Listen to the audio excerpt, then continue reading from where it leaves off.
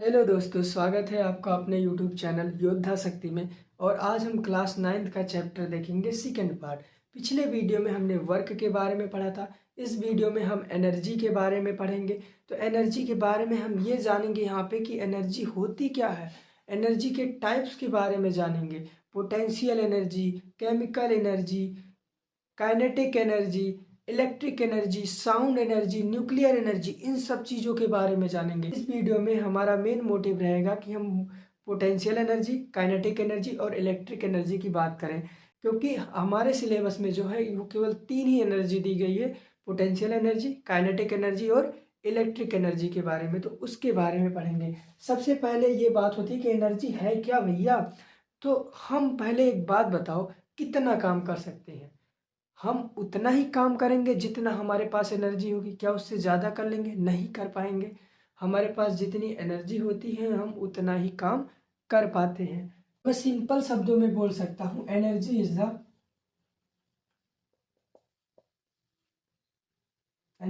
The work. यानी energy क्या है? एनर्जी क्या है? एनर्जी वह है कि जितना हम काम कर सकते हैं वही हमारी एनर्जी होती है। जैसे हमारी बॉडी में कुछ एनर्जी स्टोर होती है, जैसे मान लो ये हमारी बॉडी है, नहीं तो कोई थैली मान लो, कोई पॉकेट मान लो, जिसमें मैंने स्टोर करके एनर्जी रखी हुई है। अब ये स्टोर जितना एनर्जी रहेगी उतना ही हम काम कर पाएंगे। ये एनर्जी होती है। Energy is the ability to do work. इसके बाद हम बात करते हैं कि भैया जैसे वर्क की एक यूनिट थी, एनर्जी की भी एक यूनिट होनी चाहिए। जब इसकी बात करते हैं तो एनर्जी को जो यूनिट होती है, ईएसआई यूनिट ऑफ एनर्जी जो है वो क्या होती है? वो जूल ही होती है। अब ये क्यों होती है? ये तो वर्क की भी यही यूनिट है जो एनर्जी की यूनिट है। ऐसा क्यों? देखो, अगर हमारे पास 1 जूल की एनर्जी है तो हम वर्क कितना करेंगे? 1 ही जूल का कर पाएंगे। तो जब वर्क से सेम मिल रहा है तो इसकी भी क्या होगी? यूनिट सेम ही होगी।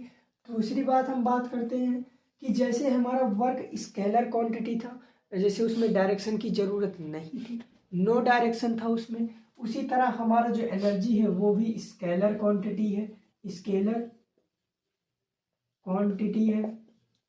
ठीक है, यहाँ तक हम पहुँच गए। अब हम थोड़ा सा जानते हैं कि टाइप्स ऑफ एनर्जी, एनर्जी के टाइप्स क्या क्या हैं, इनके बारे में थोड़ा सा जान लेते हैं कि भैया टाइप्स ऑफ एनर्जी क्या है।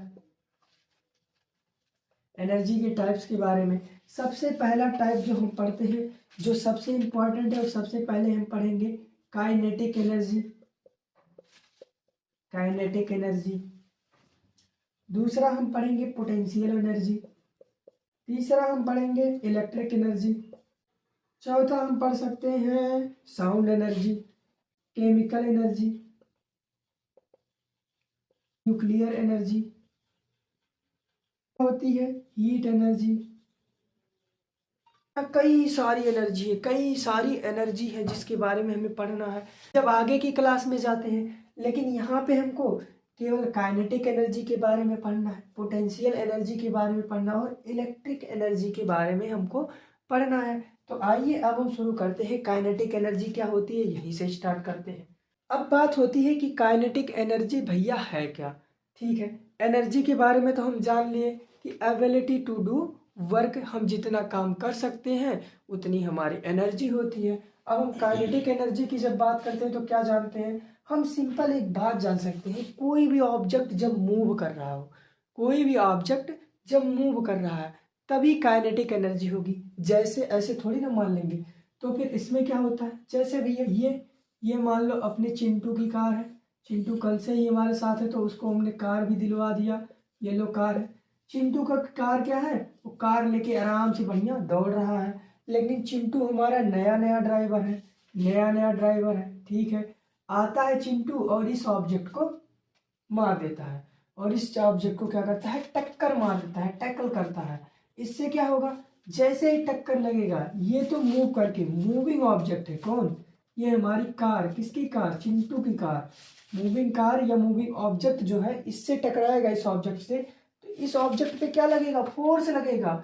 जैसे ही ऑब्जेक्ट पे फोर्स लगा, ये ऑब्जेक्ट क्या होगा, आगे की तरफ डिस्प्लेस हो जाएगा।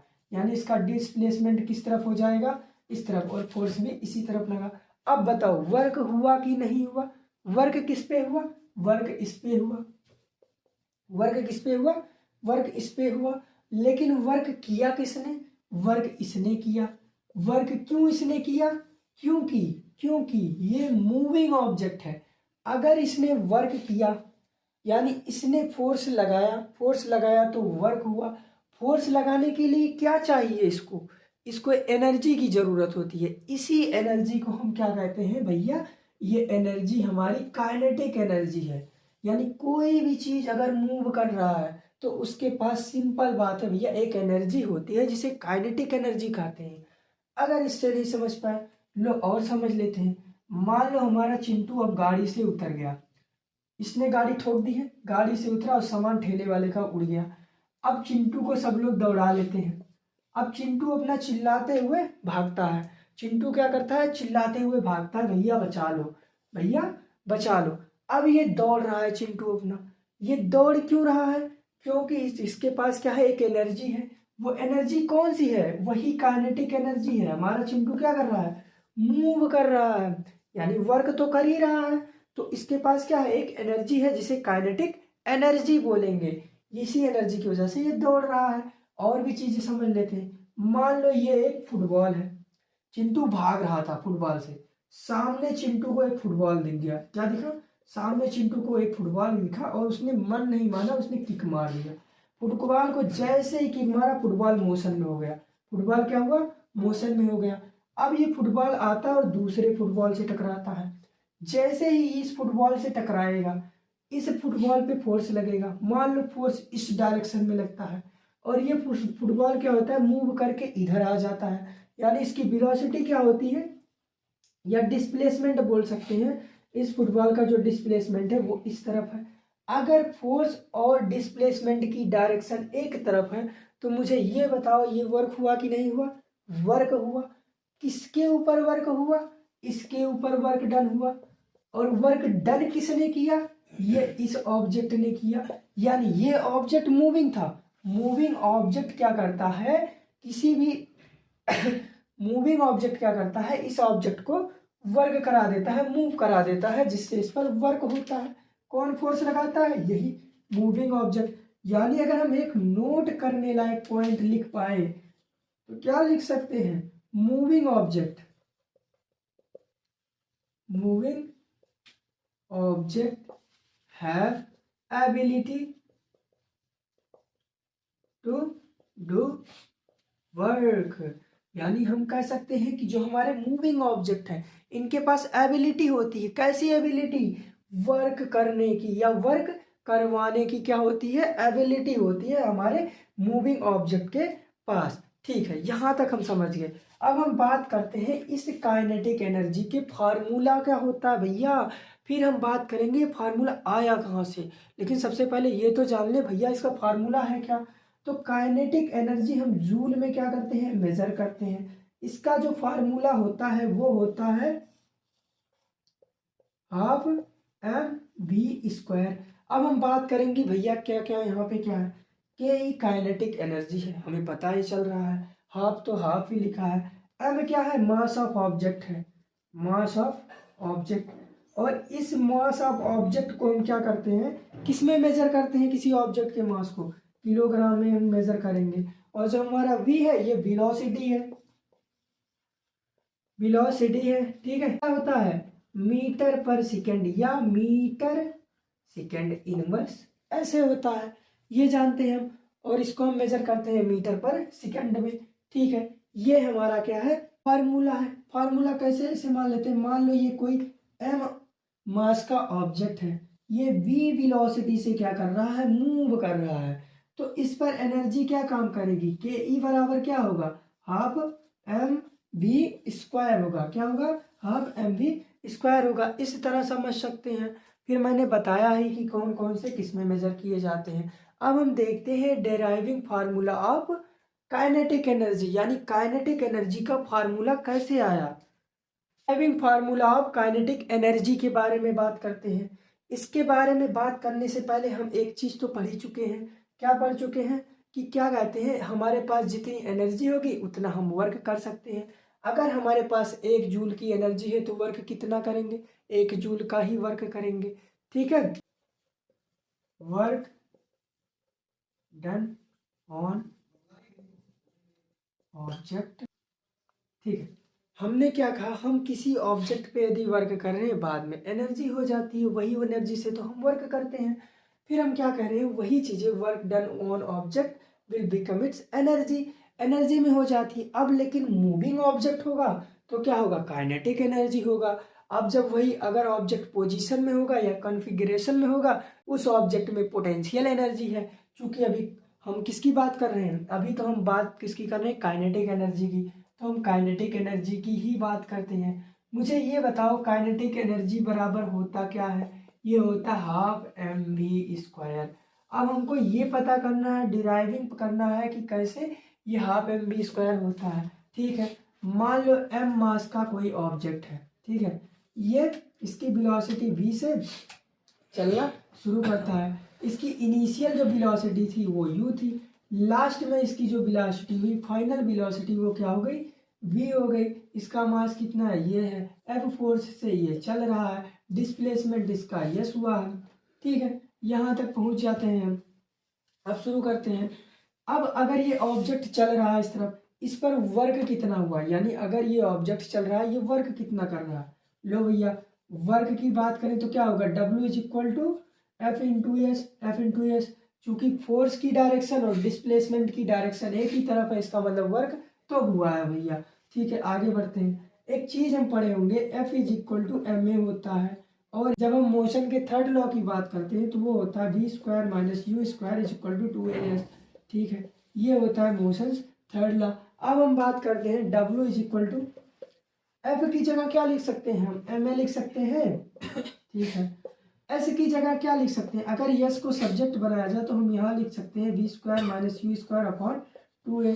ठीक है, मैंने यहाँ पे क्या किया, v² minus u² upon 2a लिख दिया। ठीक है, अब क्या करूँ, ए से ए को मार दिया, यानी बाहुबली ने कटप्पा को मार दिया, बाहुबली ने कटप्पा को मारा।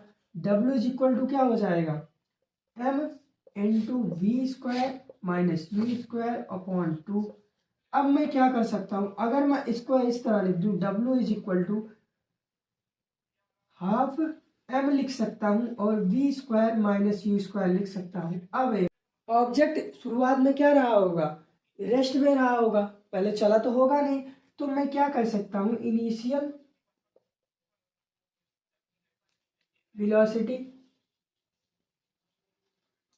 इज 0, बिकॉज क्या था, ये ऑब्जेक्ट शुरुआत में इनिशियल में क्या था, एट रेस्ट में था। Initial object initially at rest, ऐसे करके बोल सकते हैं। ठीक है, तो इनिशियल वेलोसिटी 0 हो गई, यानी u इज इक्वल टू 0 हो गया।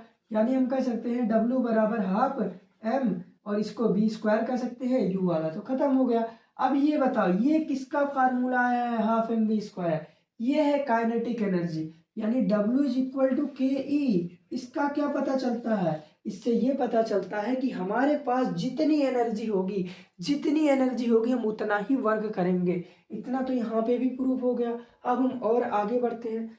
अब हम बात करते हैं वर्क एनर्जी थ्योरम की। इसका कब यूज होता है, देखो कोई भी जब वर्क हो रहा है, वर्क डन हो रहा है,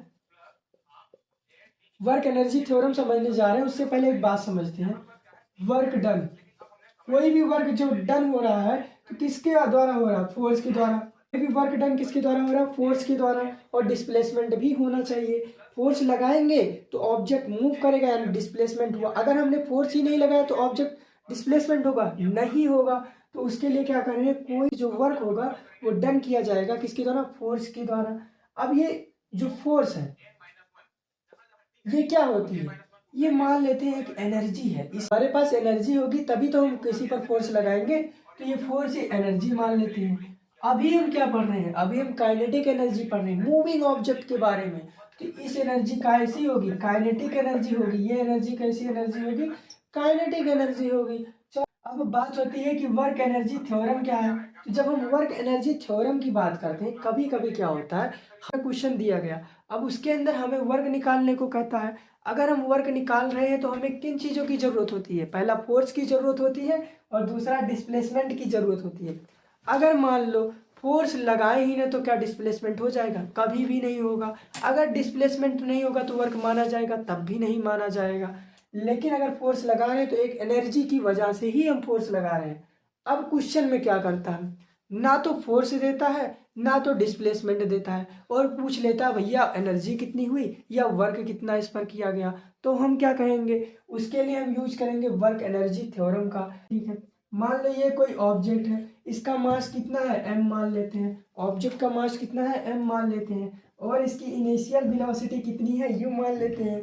ठीक है, अब ये क्या करता है, ये एस डिस्प्लेसमेंट मूव करता है। इस पर मैंने फोर्स लगाया और ये यस डिस्प्लेसमेंट मूव करता है। जैसे ही इसने यस डिस्प्लेसमेंट मूव किया तब क्या होता है, ये ऑब्जेक्ट यहाँ आके पहुंचा।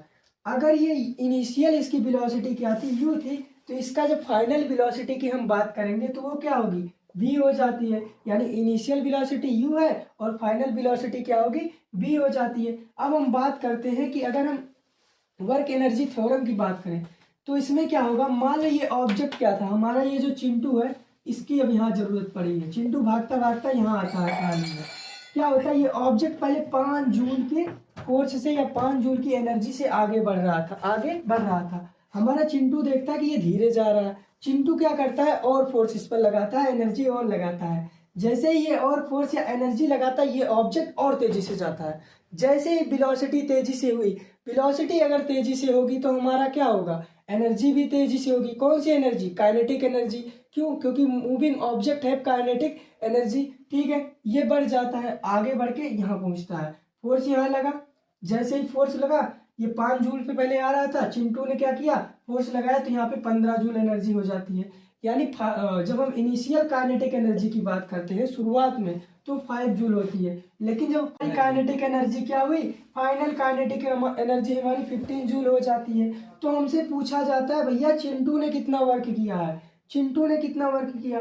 अब हम इसको देखने के लिए क्या करते हैं, पहले हम फाइनल काइनेटिक एनर्जी निकालते हैं, काइनेटिक एनर्जी फाइनल, और उसमें में से हम इनिशियल काइनेटिक एनर्जी क्या करते हैं, माइनस कर देते हैं काइनेटिक एनर्जी इनिशियल। इससे क्या होगा, हमारे चिंटू की क्या निकलेगी, जो उसने एनर्जी लगाया, फोर्स लगाया, तो W इज इक्वल टू, यानी वर्क कितना किया है चिंटू ने, फाइनल काइनेटिक एनर्जी कितना है 15 जूल है, माइनस इनिशियल काइनेटिक एनर्जी कितना है 5 जूल है। यानी चिंटू ने कितना वर्क किया, 10 जूल का। चिंटू के पास कितनी ताकत थी, 10 जूल उसकी ताकत थी, और उसने क्या किया, ऑब्जेक्ट को और तेजी से मूव करा दिया। ये होती है वर्क एनर्जी थ्योरम। अब आगे हम क्वेश्चंस करने चल रहे हैं काइनेटिक एनर्जी के।